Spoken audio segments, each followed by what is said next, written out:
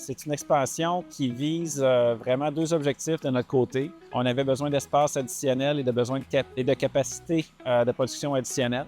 Puis en même temps, ce qu'on voulait faire depuis un certain temps aussi, c'était de diversifier notre production. La laiterie se veut, dans le fond, une entreprise régionale qui investit pour l'avenir aussi de la région, mais son propre avenir par la même occasion.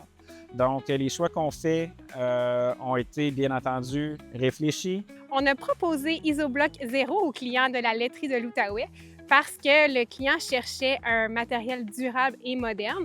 Et on apprend à bien connaître nos clients en faisant un processus de design avec eux. Je savais que le volet environnemental était super important pour Yannick et son équipe, donc ça allait de soi. Isobloc Zéro, en fait, c'est simple, c'est que le principe est que l'isolation est intégrée dans le centre du matériel pour avoir une meilleure performance éco-énergétique de l'enveloppe du bâtiment. Ce qui les rend différents par rapport à d'autres matériaux comme une maçonnerie standard, disons, c'est qu'ils utilisent des matériaux recyclés et que son processus de fabrication permet l'emmagasinage du CO2. À la base même, l'environnement est très important pour la laiterie. C'est un produit zéro carbone avec une capacité thermique plus importante. C'est toutes des choses qui allaient bien avec nous.